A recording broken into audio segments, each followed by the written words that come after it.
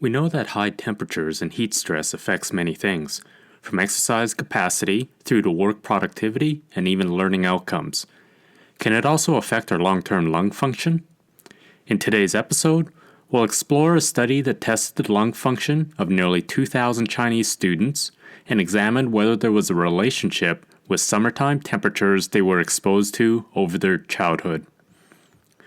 We know that heat stress affects many things when it comes to human health, our development as we grow and mature, and also our capacity for exercise and work.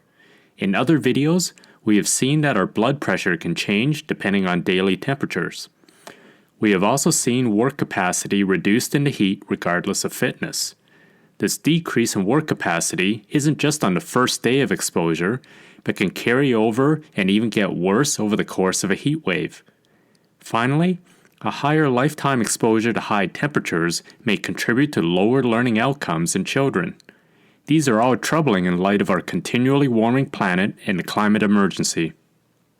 A new study now asks the question of whether lifetime heat exposure during childhood affects lung function into early adulthood. This study used data from a long-term Chinese database tracking participants in Shandong province over their lives. Specifically, 1,928 students at a medical university had their lung function tested on two very common and standard parameters. The first is forced vital capacity, which is the maximum amount of air that you can exhale after fully inhaling. The second is forced expiratory volume, which is how much air you can exhale in 1 second.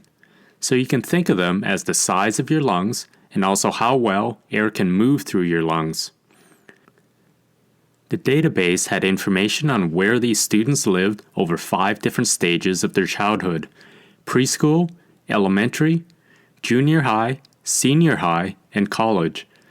The researchers then went back and found the local daily temperatures for each of these regions to determine average summertime temperature for each participant at each childhood stage. They then looked at the relationship between summer temperature and lung function for each participant. They also controlled for issues like the presence of respiratory diseases, smoking, socioeconomic status, and access to cooling. Was there any relationship between lifetime heat exposure and lung function? In this graph, we see in the far left that for every 1 degree Celsius higher summertime temperature exposure, both forced vital capacity and forced expiratory volume decrease by about 1%. Breaking it down into individual childhood stages, it seems that the biggest impact was from heat exposure during the preschool stage, with non-significant relationships in elementary, high school, and college life stages. Those with access to air conditioning had less impact from lifetime heat exposure, suggesting that it is indeed heat causing this relationship rather than random chance. Finally, those with the presence of respiratory diseases were seen to have a greater impairment in lung function from high temperatures. Although the question of whether decreased lung function or respiratory diseases came first is a bit of a chicken and egg story. So what does all this mean? Going back to our original animation, we unfortunately can now add a reduced lung function to the growing list of health issues raised by a lifetime of high temperature exposure. This adds even more urgency to global warming, as this is no longer just about exercise or even work capacity, but rather it is directly about our actual day-to-day health. The finding that the biggest negative impacts seem to occur during preschool really highlights the impact of early childhood environment on long-term development and health, supporting research in nutrition, family dynamics, and many other areas.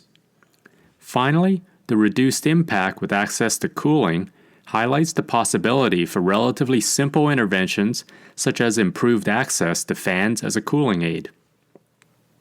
Hopefully this video gives you greater insight into the relationship between the environment, childhood development, and health throughout the lifespan.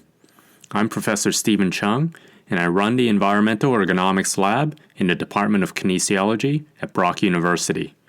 We post new episodes every Wednesday on different topics in environmental physiology. Thanks for watching. We'll see you next time.